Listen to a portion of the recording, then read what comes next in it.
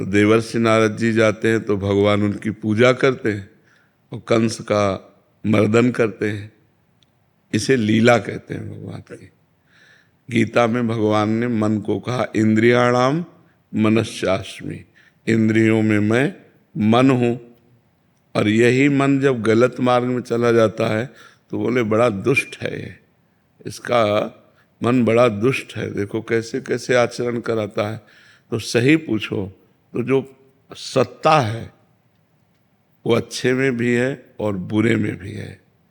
लेकिन जब अच्छाई की तरफ हम बढ़ते हैं तो हमें सुख और शांति मिलती है, और जब बुराई की तरफ बढ़ते हैं तो दुख और अशांति मिलती है। तत्व तो वही है, उसी से स्वर्ग बना है, उसी से नरक बना है, उसी से पापी बना है, उसी से महात्मा बना है, उसी से अच्छा बुरा सब कुछ वही बना हुआ है। जब ये ज्ञान हो जाता है तो जीवन मुक्त हो जाता है मनुष्य। पर ये ज्ञान करने के लिए ही ये चर्चा की जाती है कि वही मन भगवान है, वही मन पापी है। जब पाप के आचरण में चला गया तो पापी हो गया, और भगवान के मार्ग में चला गया तो भगवान हो गया। ऐसा है, समझ पा रहे हैं आप? रेखा जी जोधपुर से। श्री हरिवंश महाराज जी भजन और चिंतन में क्या अंतर है? वैसे भजन का तात्पर्य सेवा होता है, भजन का तात्पर्य माला चलाना नहीं होता, उसे जप कहते हैं। जो माला चलाना है या काउंटर से, उसे जप कहते हैं। जो बैठ कर के ऐसे को उसे चिंतन कहते हैं। जैसे नाम का चिंतन, राधा राधा राधा, रूप का चिंतन, धाम का चिंतन, लीला का चिंतन, भगवान के गुणों का चिंतन, वो चिंतन अंदर की वस्तु है। और जो भजन है वो सेवा है। वो दो प्रकार की होती, प्रगट सेवा और मानसिक सेवा। प्रगट सेवा में ठाकुर जी विराजमान करके उनकी सेवा परिचर्या, और मानसिक सेवा में मन में ठाकुर जी विराजमान करके मानसिक वस्तुओं से सेवा। तो भज धातु सेवायाम, भजन का मतलब सेवा होता है। माला चलाने का जप कहते हैं, जो ऐसे है उसे सुमिरन और चिंतन कहते हैं। तो इसीलिए हनुमान जी महाराज दो बातें कही, कह हनुमंत विपत्ति प्रभु सोई, जब तो सुमिरन भजन न होई। सुमिरन और भजन दो कहा ना, तो सुमिरन अलग हुआ और भजन अलग हुआ। भज धातु सेवायाम, भजन का मतलब सेवा, सेवा और सुमिरन ही जीवन की सार्थकता है। ठाकुर सेवा करें, समाज सेवा करें, परिवार सेवा करें, देश सेवा करें, जो हमसे बन जाए भगवत सेवा करें, और भगवान का चिंतन करें, सुमिरन करें, नाम गुण रूप लीला धाम। रूपम जी दिल्ली से। राधे राधे महाराज जी। महाराज जी ये सत्य है कि गुरु साक्षात पारब्रह्म स्वरूप है, फिर भी हम गुरु की पूर्ण रूप से वैसी कदर नहीं करते और समर्पित नहीं होते। ऐसा क्या करें कि गुरु के वचनों ही हमारा जीवन हो जाए? और जब हमारा हृदय निर्मल हो जाएगा तब गुरु को परब्रह्म मान सकते हैं। नहीं तो हमारी दृष्टि मानुषिक बुद्धि में रहती है। मनुष्य है, साधक है, संत है, ब्रह्म है, ऐसा अगर अनुभव हो जाए तो फिर मोक्ष ना हो जाए। भाई अब किस भगवान के दर्शन करने, मैंने तो भगवान के दर्शन पा लिए। गुरुर् ब्रह्मा गुरुर्विष्णु गुरुर्देव महेश्वरा गुरु साक्षात, तो मैंने परब्रह्म के दर्शन पा लिए। अब किसके लिए साधना है? अब तो नाम जप करके आनंदित है, मेरे परब्रह्म मुझे मिल गए। लेकिन ऐसा भाव नहीं रहता।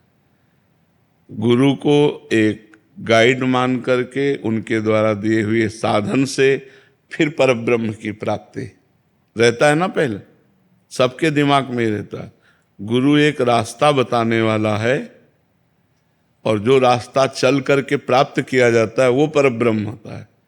लेकिन ये पता नहीं कि जो चल कर प्राप्त होता है वही गुरु रूप में रास्ता बता सकता है, दूसरा कोई नहीं बता सकता। वही परब्रह्म ही गुरु रूप में आया है। बन्नो गुरुपद कंज कृपा सिंधु नर रूप हरि, महामोह तम पुंज जासु बचन रवि कर निकर।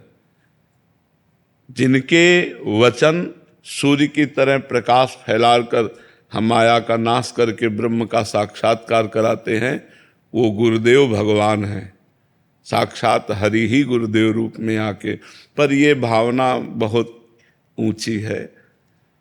गुरु को अगर हम संत ही मान लें अच्छा तो बड़ी बात है, नहीं हमारी दृष्टि मनुष्य दृष्टि रहती है, नहीं रहती।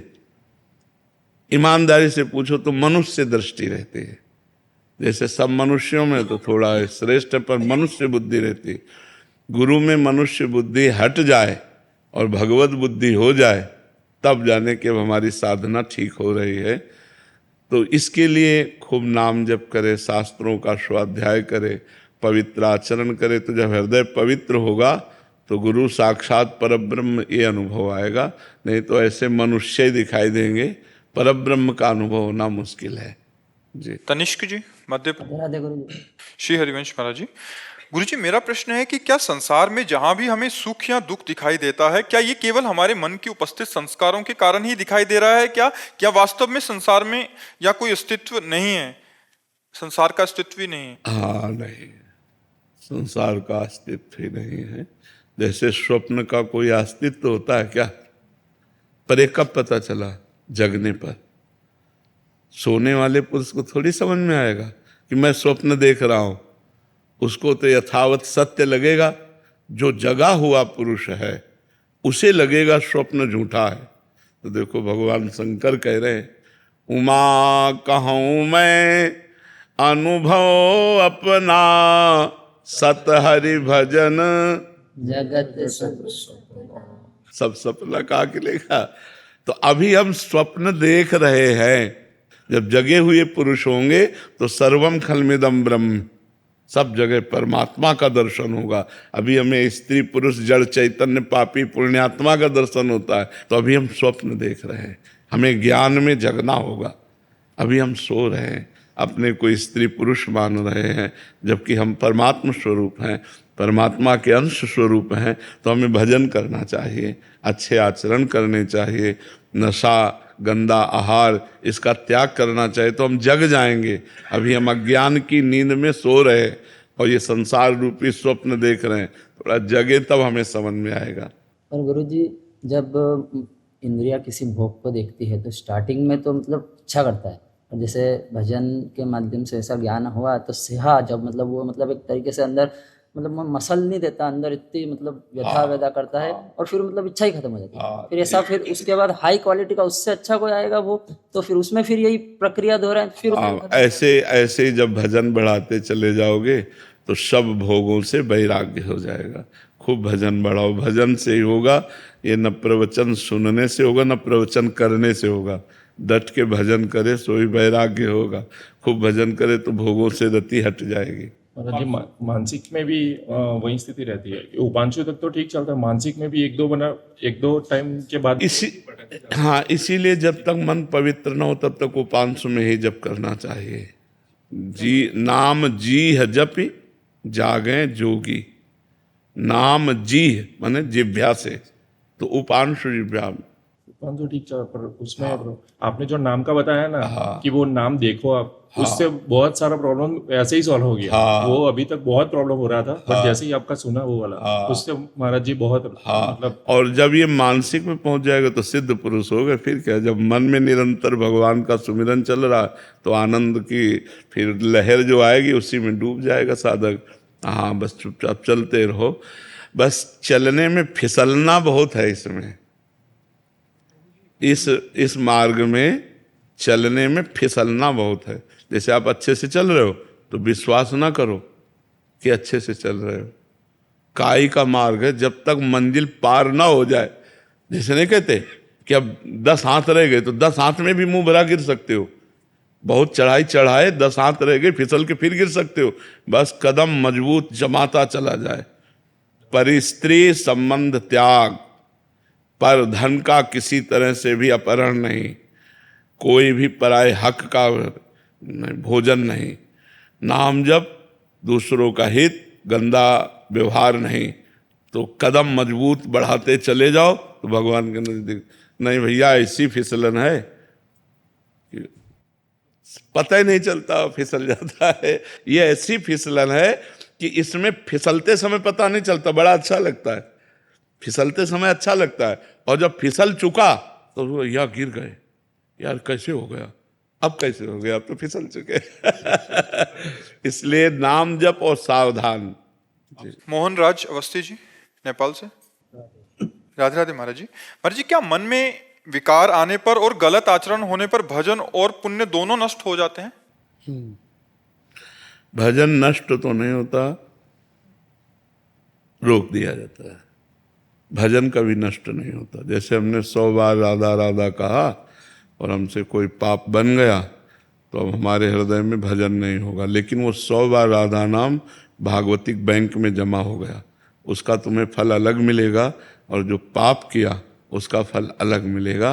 पर पाप करने के कारण भजन में रुचि नहीं होगी, भजन की इच्छा नहीं होगी, और शांति भंग हो जाएगी, हृदय जलेगा, ऐसा होता है। भजन तो नष्ट नहीं होता।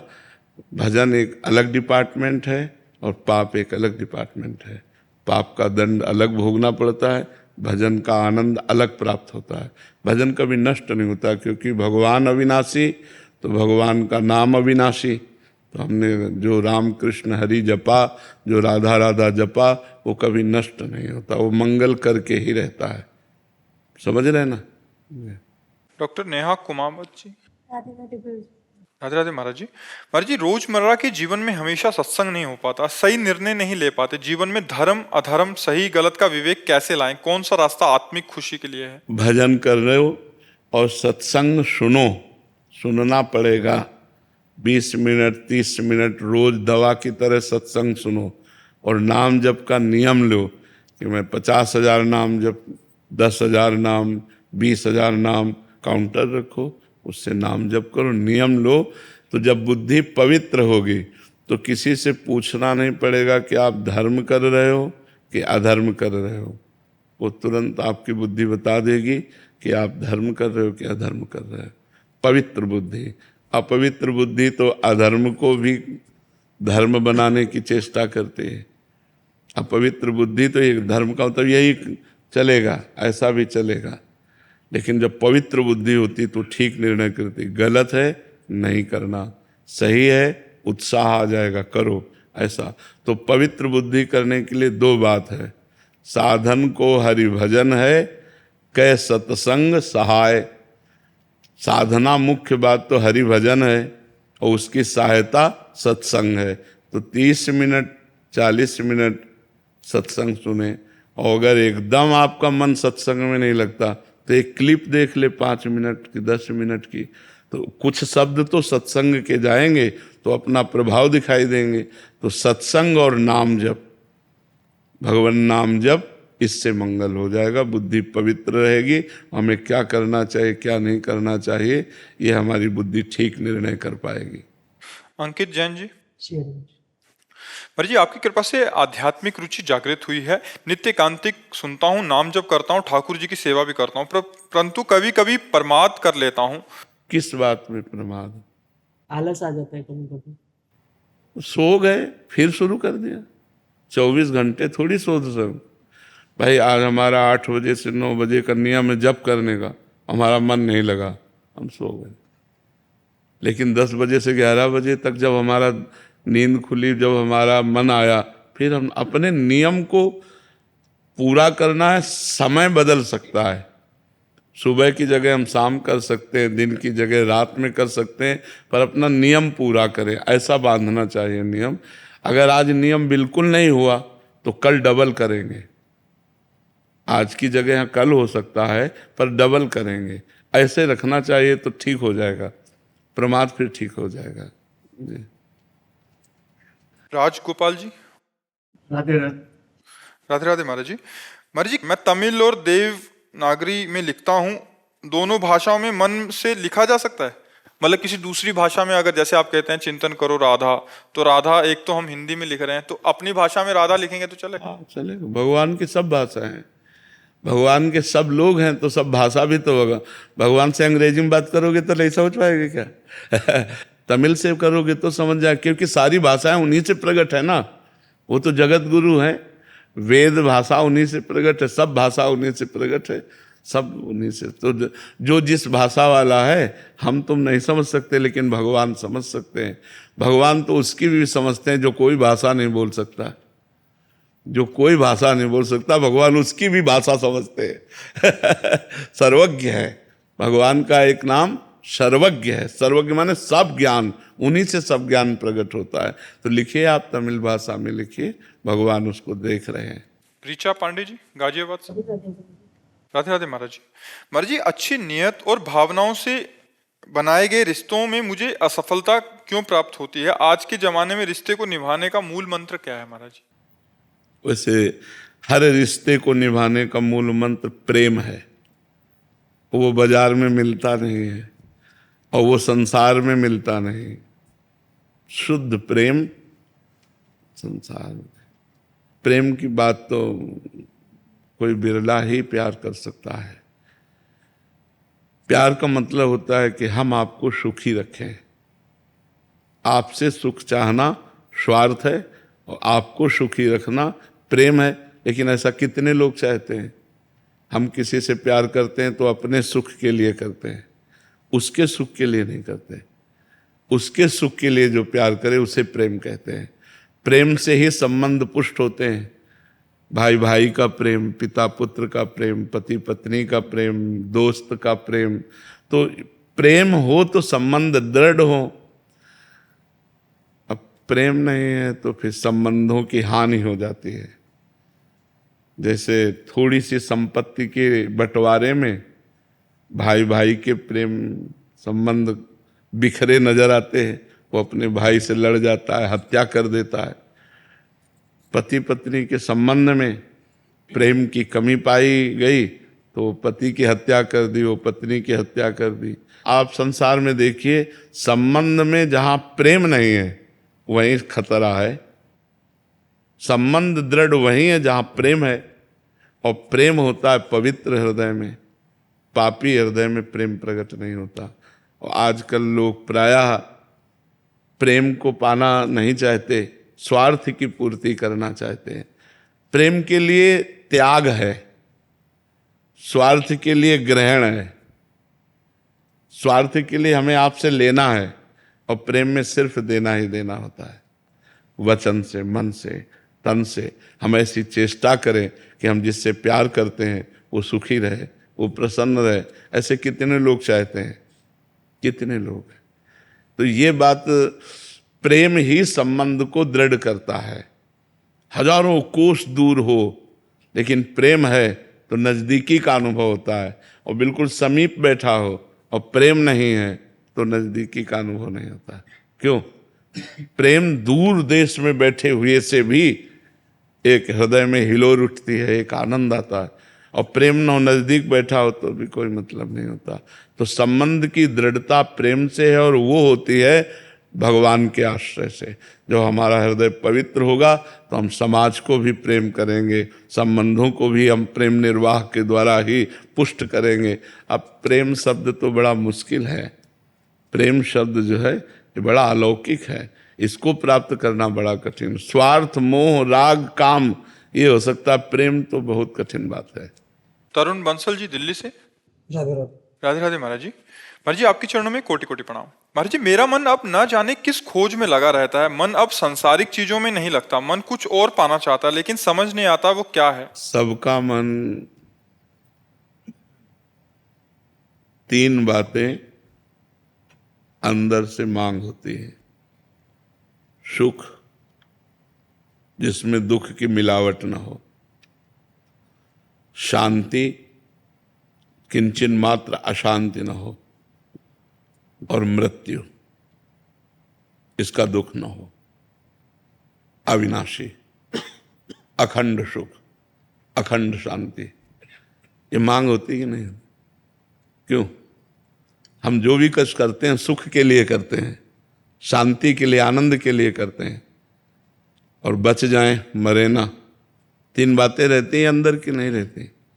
सुख, शांति और मृत्यु से बच जाएं, ये केवल परमात्मा से हो सकता है और कहीं से नहीं। तो जब हम संसार के भोग भी भोगते हैं, संसार की सामग्री भी पास होती है, सब कुछ जो उचित होना चाहिए वो भगवान ने दिया, लेकिन फिर भी मन जो चाह रहा है वो नहीं मिला, वो है भगवान। वो है अखंड सुख, वो है निर्भय पद, वो केवल भगवान से मिलेगा। इसको शांति, आनंद, निर्भयता ये संसार नहीं दे सकता। और भोग लो जितना देखना हो, और जहाँ लगता हो खोज कर लो, अधूरा ही रहेगा, पूरा नहीं हो सकता। पूरा तभी होगा जब पूर्ण परमात्मा की शरण ले लेगा और उसका नाम जप करते हुए उसके आश्रित होकर रहोगे, और इन शरीर के जितनी भोग विलासिता है ये सब बंद हो जाएगी। अधर्म युक्त जो भोग विलासता है, तब सुख मिलने लगेगा, शांति मिलने लगेगी, हृदय चैन से हो जाएगा। और मृत्यु भी ऐसे होगी जैसे हाथी के गले से फूलों की माला गिर जाए, पता न चले। ऐसे शरीर तो छूटेगा, पर जन्मत मरत दुसाह दुख होई वो नहीं होगा। तो खूब नाम जप करो। हमारे मन की अव्यक्त चाह है भगवान। जब तक भगवान का भजन नहीं होगा, भगवान से मिलन नहीं होगा, तब तक हमारा आवागमन, दुख, भय, अशांति ये नष्ट नहीं होगी। इसलिए भजन में लगो, खूब नाम जप करो, अच्छे आचरण करो, नशा कोई ना करो। ये जैसे लोग नशा करते हैं, नशा से बुद्धि भ्रष्ट हो जाती है। राजकुमारी जी, श्री हरिवंश महाराज जी। महाराज जी, आपने कह रहे हैं कि एक मंदिर बनाने का एक संकल्प लिया था और नौकरी मिल जाए मेरे को, इस भाव से नौकरी भी लग गई, शादी भी हो गई, बट अभी जब भी भजन में बैठती हूँ तो बार बार मतलब ध्यान आता है कि मुझसे पाप हो गया है महाराज जी, अब मैं बना नहीं पा रही, या जैसा भी है इनका भाव ऐसा है हमारा। नहीं, वैसे संकल्प करे तो बनाना चाहिए। बड़ा मंदिर नहीं तो छोटा बना दो। अगर आपने ऐसा माना है, संकल्प किया है कि हे भगवान ऐसा ऐसा, तो हमें लगता है फिर करना चाहिए। कहते ना तो उसमें बनाओ तो फिर पूजा करनी चाहिए, अब वहाँ रहते भी नहीं हम। तो ये पहले सोचना चाहिए। आप बोली फिर क्यों? विचार तो पहले करना चाहिए। बिना विचारे जे करे ते पाछे पछताएं, काम बिगाड़ो आपनो जग में हो हसाए। तो बिना विचार किए क्यों किए? पहले विचार करना चाहिए कि मैं मंदिर की अगर बात करूं तो मंदिर में पुजारी कौन होगा, मंदिर कहाँ बनेगा, कितने रुपए का बनेगा। अगर ऐसे थोड़ी कहे ठाकुर जी मैं आपके नाम का मंदिर बनवा दूंगी, अब मेरी नौकरी लग जाए, अब नौकरी लग गई तो ऐसे छोटा मंदिर बना देते हैं भगवान की, और अपने घर में पूजा करते हैं। भाई मंदिर तो मंदिर है। अच्छा चलो बड़ा मंदिर ना सही तो लकड़ी का मंदिर बनवा के घर में ठाकुर जी विराजमान, मतलब करना चाहिए। एक समस्या जब आई तो हम भगवान से कुछ कह रहे हैं, समस्या का निदान हो गया तो हमारी हालत कुछ हो गई। ऐसा नहीं होना चाहिए। हमें चाहिए कि जो हम सोचें अच्छे कार्य के लिए, उसे पीछे ना ढकेले, उसको कर ले। हाँ, हमें तो लगता है जितना आप सोचा था मन में वैसे ही होना चाहिए, पर अगर आप आज सामर्थ्य आपकी नहीं रह गई है तो लकड़ी का मंदिर बनवा लो और घर में ठाकुर जी विराजमान कर लो, तो बात तो हो गई। तो वहाँ पूजा करने के, मंदिर बनवाने के से मना नहीं कर रहे, बनवा देंगे। लेकिन जब मंदिर बनवाने का पैसा है तो पूजा करवाने में, पुजारी रखने में क्या परेशानी है? फिर आप सोचना चाहिए ना, घर बनवाएंगे तो रहने वाला भी तो होना चाहिए। रहने वाला होना है तो जो खाने की भी व्यवस्था, तो यही तो कहते हैं विचार करना चाहिए ना हमें। तो जब तक आप जीवित है तब तक आप सेवा करें, और जब आप पधार जाएंगे तो ठाकुर जी जाने किसी और को लेंगे, आपको व्यवस्था कर देनी चाहिए। अब देख लो, हम तो आपको इतना भी कह रहे हैं कि लकड़ी का भी मंदिर बनवाया जा सकता है, मतलब सोने का भी मंदिर होता है, अष्टधातु का भी होता है, अब हमारी पत्थर का भी होता है। अब नहीं है तो हम लकड़ी का बनवा दे रहे हैं, अपने घर में रख लिया, भगवान विराजमान कर लिए, पूजन किए, और जब हमारा शरीर छूट गया तो जो होना होगा सो परिवार में कोई न कोई तो होगा ही। वहाँ रहते नहीं है गाँव में। पर हमें सबसे प्रार्थना है कि कोई भी बात भगवान से यदि कहो कि हे नाथ मेरी समस्या का समाधान हो जाए तो मैं ऐसा करूँगा, तो वैसे ही करो। अगर 51 रुपये माने हैं तो फिर 11 में मत आ जाओ यार, 51 तक तो पहुँचो। भगवान से भी धोखेबाज, बोले ये काम हो जाए तो 51 रुपये का भोग लगाएंगे, काम हो गया तो बोले यार 11 का चढ़ा देते हैं। वैसे ठीक है, भगवान के तुम बच्चे हो, वो इतने में भी संतुष्ट हो जाएंगे, पर हमें लगता है अगर हमें अवसर मिला है, हमारे पास है, तो हम जो कहें वो भगवत सेवा करें। श्रुति जुनेजा जी, कोलकाता। राधे राधे महाराज जी, वो कौन सी स्थिति है जब ये संकेत मिले कि अब राधा नाम की माला मेरी सांसों से जपने होने लग गई है? वो तो अपने आप समझ में आता है ना, उसमें स्थिति की क्या है।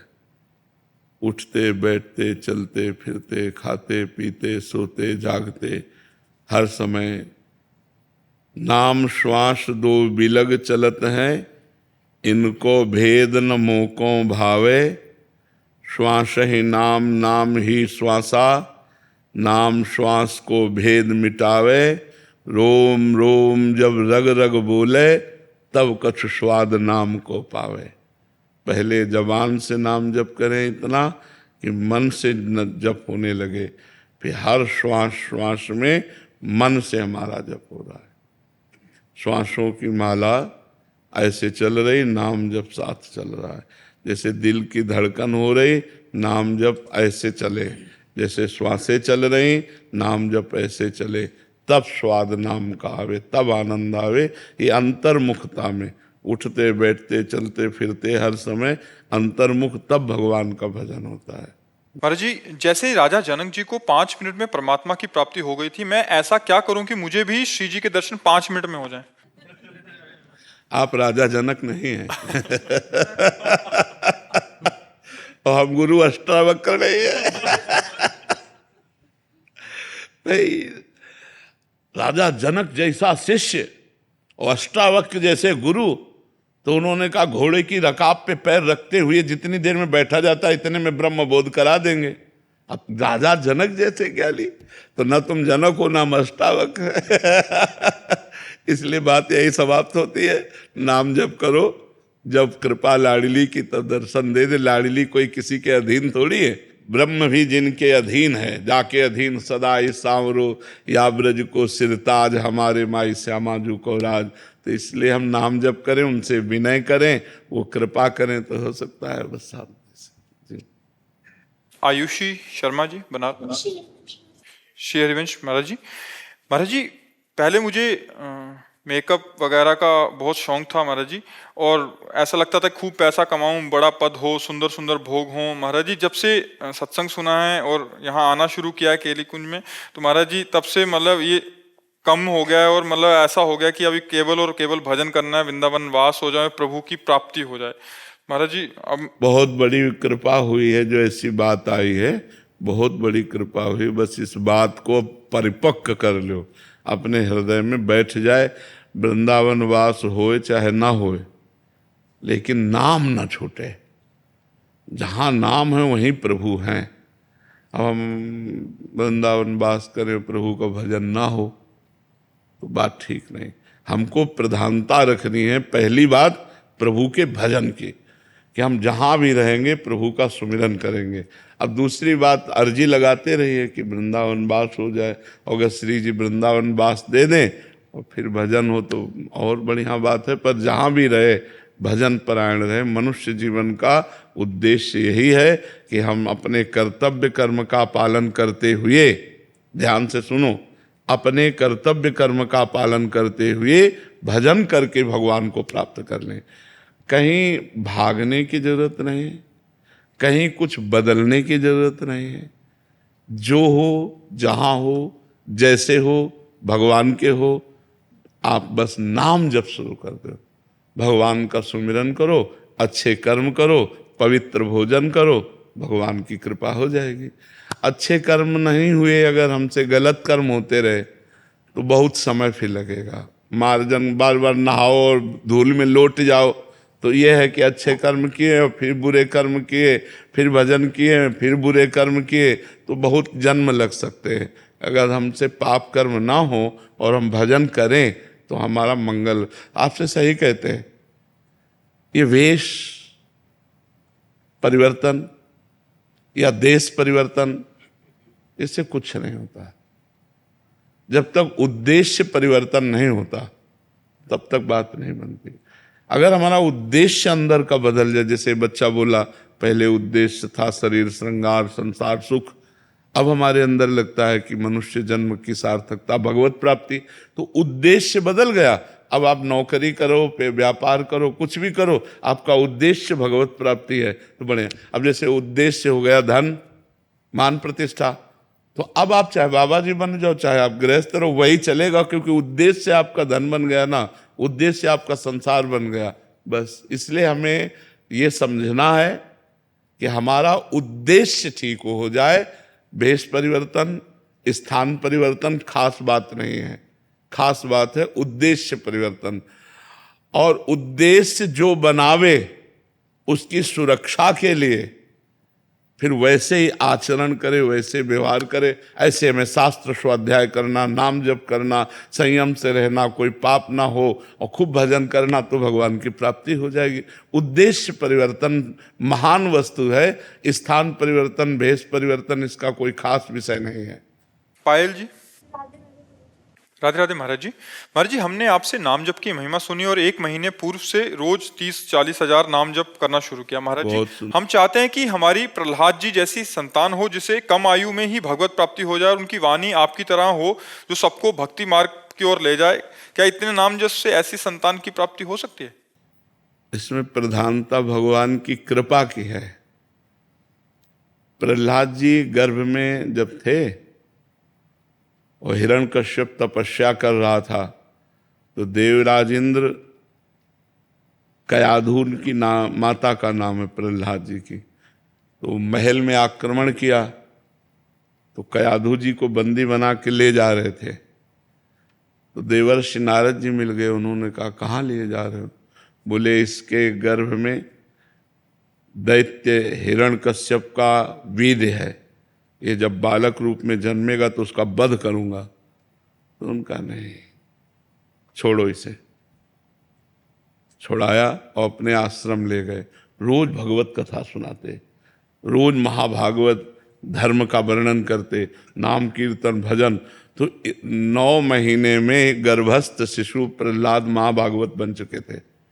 वो महाभागवत, अब इतने बड़े महापुरुष का सानिध्य मिला देवर्षि नारद का, तो इतने बड़े महान भक्त थे कि 5 वर्ष में जो देवर्षि नारद जी के द्वारा दिए हुए उपदेश से भक्तराज पदवी को प्राप्त थे। 5 वर्ष के प्रहलाद जी और त्रिभुवनपति हिरण्यकश्यप, इतना भारी विरोध, पाई भरना तो डरे और न बाल बांका हुआ। बस हरि के बल पर सब विघ्नों को पार कर गए। तो संत संग, नाम जप और शास्त्र स्वाध्याय, पवित्र आहार, पवित्र वातावरण, तो गर्भस्थ शिशु पर इसका प्रभाव पड़ता है। पर अब वो प्रहलाद जी के समान तो प्रहलाद जी ही हैं, प्रहलाद जी के समान नहीं। 5 वर्ष के बालक को अग्नि में जलाया गया, हाथी से रौंदाया गया, पर्वत के नीचे दबाया गया, पानी में डुबाया गया, कुछ नहीं हुआ। यहाँ डुबाओगे तो मर जाएंगे, लेवर जाएंगे, आग लगाओगे तो जल जाएंगे। प्रहलाद जी को अग्नि ने भी कहीं बाल नहीं झुलसे, कहीं प्रहलाद जी जैसे तो सिर्फ प्रहलाद जी है, दूसरा तो हाँ, भक्त संतान हो ऐसी आकांक्षा करो।